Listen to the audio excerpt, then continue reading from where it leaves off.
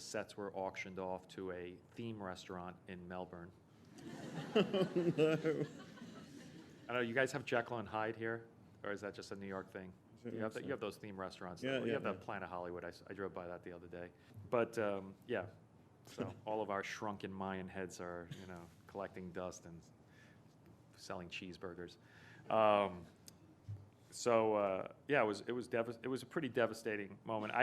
I was in a good place though. I tried to be in a good place. I put on a backpack like this big, literally a knapsack that big, and I was in Australia, so I had a friend who had been living in Beijing since college, so I went to Beijing and Shanghai, and then I backpacked around, knapsacked around India for a while and kind of cleared my head, and then I was able to come back and deal with some real life stuff, my parents' cancers, and also my niece, the first grandchild was born, so I got to be present for that. So it was good. It was and I was able to spin it in my head as something that I would have missed. I was actually present for. Mm. And I spent I had a garden on the terrace of the place where I was living, and I spent a lot of time gardening, which is really therapeutic. I had never done that, and it was amazing to just watch, to help things grow, So, am I getting too weepy-eyed and personal here? But then the film...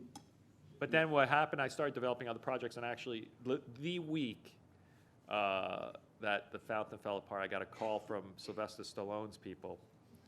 Would you like to meet Sly? He'd like to meet you. I was like, definitely. I mean, who doesn't want to meet Sly? Sure.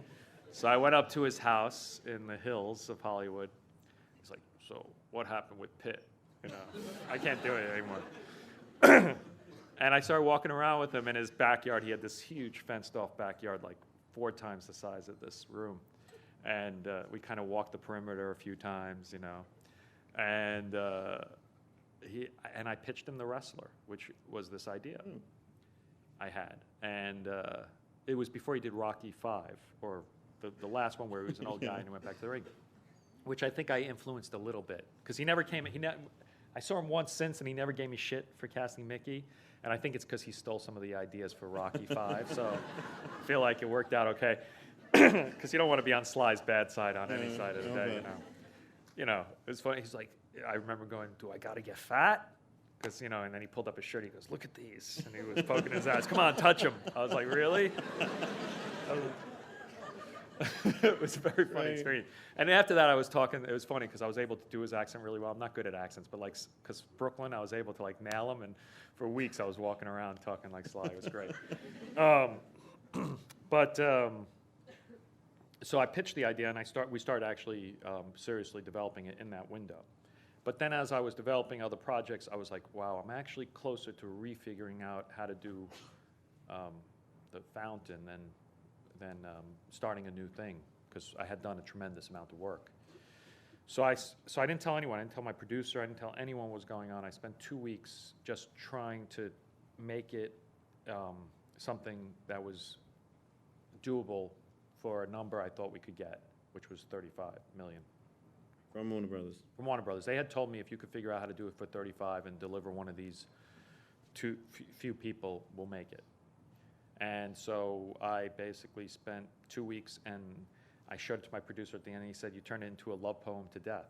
I was like, oh, that's nice. And then I got a movie star, and then Warner Brothers said, no, we're not making it. And then I had to go in and beg, and it was brutal. It was a brutal journey. But eventually we got it made, and I was, it was the film I wanted to make. And Clint Mansell's music, I mean, he's another of your frequent collaborators. Yeah. This is my favorite score of his. Yeah, it's an amazing score. An Englishman, you were telling me. Birmingham. And we talked yesterday about Black Swan, the music, which is not exactly Tchaikovsky, is it? It's all... No, it's all manipulated. Basically, Clint took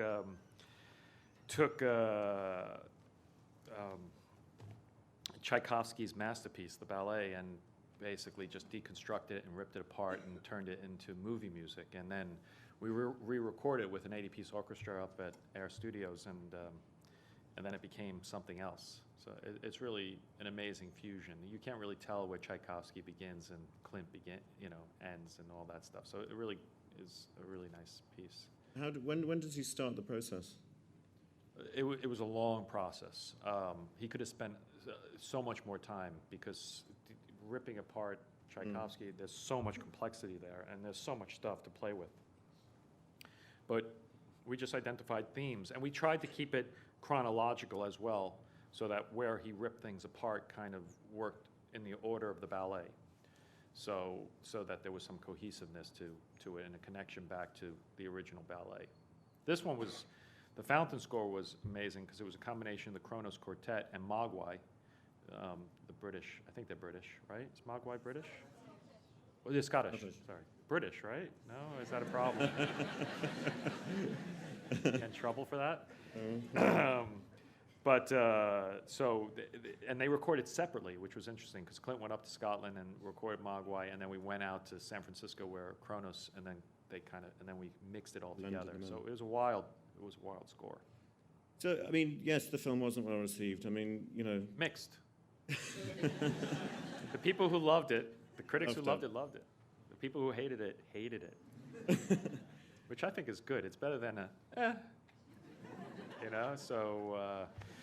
Did you cope with all that? I was fine with it. I had no issues.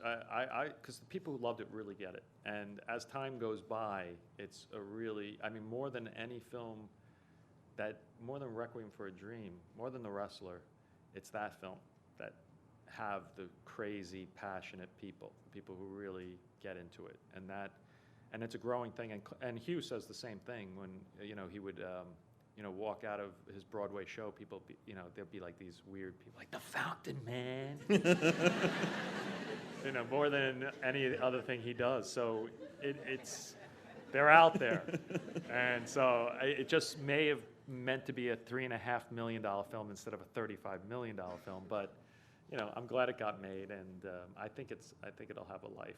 And did you enjoy working with Rachel Weisz? Yeah, she was all right. She was in a professional capacity. Yeah, I mean, she's an amazing actor, and it was right when, you know, she was starting to blossom as an actor. It was right after Constant Gardener, I guess, and so she kind of got into this groove. And there's a performance that she does in the bathtub, which is this one shot where she talks about recycling. Basically, the theme of the film is about how things turn into other things, and I think it's some of the best acting I've ever. I mean, for me, it's up there with any performance I've ever captured. You know, it's only 20, 30 seconds though, but it's a fantastic piece. When you've had a disappointment like it was at the box office, for example, does your stock change in Hollywood, do you think? I think so. I mean, I think the studios for a while were like, okay, we're not giving him $20 million again. So, you know, it put a pause on that type of world. But you know, there were still things coming in. It wasn't dead. You know, and I think people, you know, actors really respond to the film. I think because there's a lot of romanticism in it and a lot of emotion, and so I didn't have a problem attracting actors still, which is kind of the lifeblood of the business. If you can get an actor to commit to your film, you can probably get the film made. So is your hardest pitch to the financier or to the actor? To the financier. Still, because then even when you get Natalie Portman, they go, yeah, but it's a ballet movie.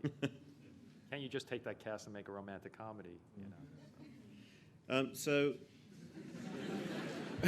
True. So Sylvester Stallone decided not to do The Wrestler. What? Stallone decided not to do The Wrestler. Who decided not to? Stallone. Oh yeah. No, I kind of outgrew that idea. But you decided to do The Wrestler. Anyway. I don't know. I kind of changed my mind. I mean, it was very hard, you know, to figure out who could play a wrestler. It's a very, you know, they're big guys, and. I know you were talking to Nick Cage for a while. It was announced as Nicolas Cage. Yeah. Well, actually, it was always very early on. It became Mickey Rourke, and when I met with him, it was so obvious that it should be Mickey. I was a little nervous about his size because he wasn't that big, but I kind of pictured him as one of these sort of smaller wrestler guys, and I figured there'd be a way to do it. But when I met with him, he had just such tremendous personality, and I had been such a big fan in the '80s, like everyone. And I knew that, you know, I was just very straightforward with him. He's talked a lot about this in the press, but I just basically said, you know, I don't know where I got the balls, but I was like, you know, you fucked everything up, but you're one of the greatest talents out there. and if you do this with me, Behave. it could work out if we nail it. And he said, yeah, but do I have to be a wrestler? Can't I be a doctor falling in love with a 24-year-old? I was like, who do you think you are? It was really hard to get this guy who had so much respect for boxing and absolutely no respect for wrestling to come around. And then we tried to raise the money for him. I think we had like an $8 million budget, and it was totally impossible. Every single person said no more than once. And I kind of had put a deadline that I wanted to start shooting by the end of the year, and it was August. And I decided to switch boat. So I went down to Miami and I went and met with Mickey. And I remember he had been starting to lift. And I remember seeing his calves, and they were like that or something. And I sat with him face to face, and I said, look, I'm going to have to go another direction because I can't get the money to do it with you. And he was very nice about it. He was a gentleman. But at Miami International flying back, I was like, this is a huge mistake.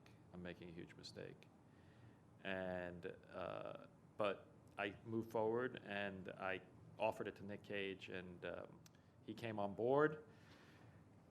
and he was fantastic, and he was just great. But I knew something was wrong because I knew that the role was written for Mickey, and it was a big mistake.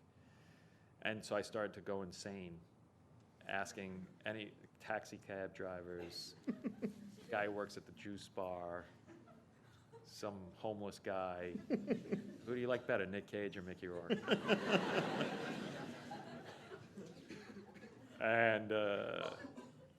And Nick smelled it on me, and he was like, "You sure? You know what you're doing?" And I was like, "I had to fess up." And he was an incredible gentleman, and parted ways. He could have caused me a lot of nightmares because he's a very powerful guy, and he was a total gentleman, and he was actually excited that Mickey was going to do it. And when we won the Golden Lion, the first text message I got was from Nick Cage, congratulating me and Mickey. So I really like Nick, and I would love to do something with him, but this wasn't. It was meant to be Mickey Rourke. And look what I've done to the world. You unleashed him again. Or at least to New York City, or at least to the women in New York City. Oh my God. I mean, how did you work with him? I mean, he's a fairly formidable character, obviously, and unpredictable to say the least. I think he saw me as medicine, like a 4-year-old sees a spoon of medicine. He knew it was terrible, but he knew he had to take it. And so deep down inside, no matter how pissed or how bitchy or how moody he was, he could look in my eyes and know that I wasn't there to fuck with him. So, but he's extremely, extremely challenging. And that won you the Golden Lion, and kind of relaunched you after any doubts after The Fountain. Did you feel that it was it was more vindication?